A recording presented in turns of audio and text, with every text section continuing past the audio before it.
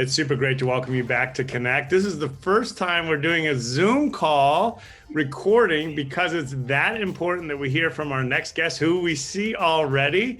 Jamo Singleteary, welcome to the show. How are you? I am doing well. Thank you for having me. Well, I think you start your career out in Indiana. You go to Ball State University. You love psychology. Tell us how you ended up in Atlanta. That is a great question, Conn. So I am originally born in Indianapolis, Indiana, and I went to Ball State University for undergrad, where I was a telecommunications major, the home of David Letterman, The Tonight Show. We had an amazing program, but I minored in psychology. And when I relocated to Atlanta in 2003, I attended Clark Atlanta University for graduate school. And I have been working in mental health ever since. I got my master's in clinical psychology and community counseling. And now you're an outreach manager for an organization that we need to talk about. They're very popular. They're very effective. Tell us about it, and make sure I say it right. Monte Nido and Associates?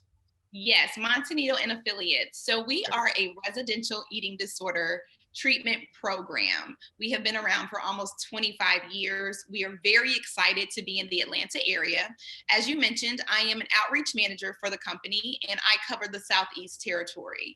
I was originally hired to be the face of the brand, an ambassador to relate information to our providers and local treatment folks that did not have a Monte Nido close to them. So I would be the liaison to let them know what we were doing and how things were going. And they would always ask, when are you going to bring something to the South?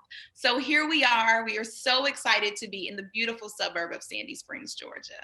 Well, that is awesome. Tell us about the success rate. You mentioned eating disorders. I guess the first part of the success has to be on a proven track record. How do you measure success? You know, that is a great question. I have my notes here that I'm going to reference to, but we were one of the first treatment programs to do a longitudinal study on our clients, and we keep our treatment based in research to know the effectiveness of what we're doing, and we also keep them in our fold. We have alumni program that we offer. We make sure that they're staying connected. We provide a thorough discharge plan for them. So we find that early prevention, early intervention is a key in recovery for eating disorders. So these are my myths. Okay. So you know the subject matter far more than I. So I'm hoping that you can direct us all. I always think that this is a teenage issue with women. Am I right? Am I wrong? Or do people can get it at any point in their life? Yes, you can get it at any point in your life. One of the things that we're passionate about also is erasing a lot of the stereotypes and stigmas around eating disorders. Eating disorders actually have the highest mortality rate of any mental health illness. Believe it or not. I know when you say it, it's very heavy because we see a lot about depression, we see a lot about substance abuse, but in all actuality, eating disorders have the highest mortality rate. We find that in the National Eating Disorder Association information, 20 million women and 10 million men will experience an eating disorder at some point in their lives. So we treat adolescents all the way up through adults, and we treat all genders, which is very important to us. Going back to a myth, women are not the only ones that suffer from eating disorders. We do believe that it is a issue that just affects everybody. And we are really strong about having an environment where anyone can come in and heal. That is, well, clearly the success in opening offices speaks to the ability for you to help these individuals through a very difficult time in their lives. You mentioned mental health, particularly at Clark Atlanta University, as being a passion of yours.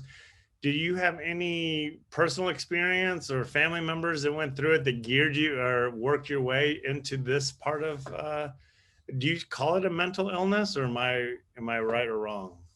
No, I think for me, when I decided to switch my career path and leave media and go into mental health, it happened as a result of me working at the time, doing some media work. And you know how that goes when you're early in the field, picking up stories when I could. And I had bills, Con, so I had to get a job to pay my bills. And I worked for one of the insurance providers in Indiana, and we had a 24-hour nurse helpline, and we would help clients who were not used to having healthcare receive healthcare, select a doctor, and I would educate them on what that meant. And it was really eye-opening to me in a sense that there were so many people that had no idea how to do what I considered the basics of taking care of their physical and mental health.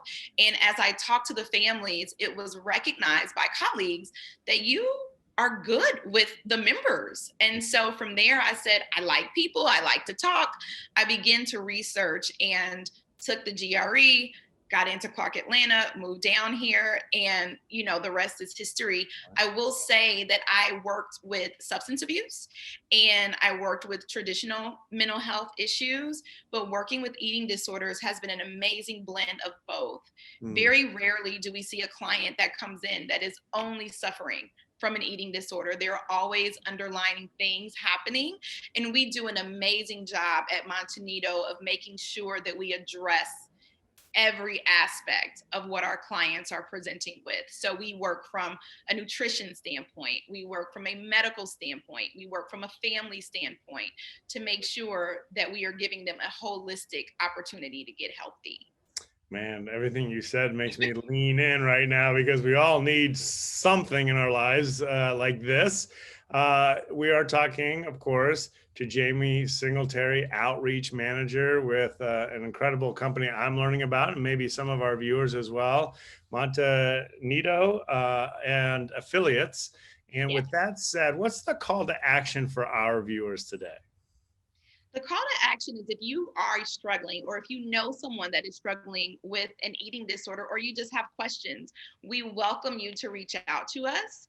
We are so happy, as you mentioned, to have a location here in Atlanta, both adolescent and adult, all genders. So we welcome all clients at the residential level of care. I do want to make that clear. With the residential level of care, that means that we are welcoming our clients to actually live and reside with us while they are in treatment. But we also offer a continuum of care at other locations where we do day programs.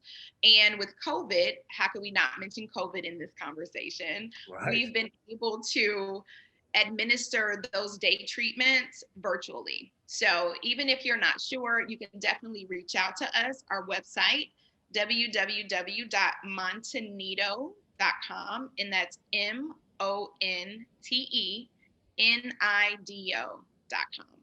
Well, we're seeing the website up right now. We couldn't be any more thrilled to talk to you, Jamie, and hear about your passion and where it's led you to helping so many thousands. With that said, if we take a step back on anything that we want to make change in our lives, this is just a personal question, not necessarily a doctoral question, but what's one of the first steps you found even in your life of making a change or being willing to say, hey, I need help? That's a great question. We often talk about the stages of change in psychology. There's this theory from this theorist called Prochaska and DeClemente, and it talks about the stages of change and that there are usually 5 stages that an individual goes through. And that first stage is pre-contemplation. Ignorance is bliss, right? So you're not even aware that you have an issue. What you don't know doesn't hurt you.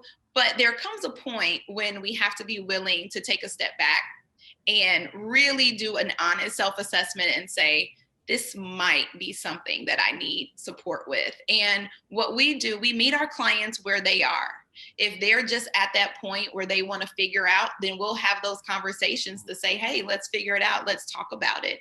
And we do that without any commitment. I know when people hear mental health and they hear treatment, they get very nervous, but it is nothing to be ashamed about.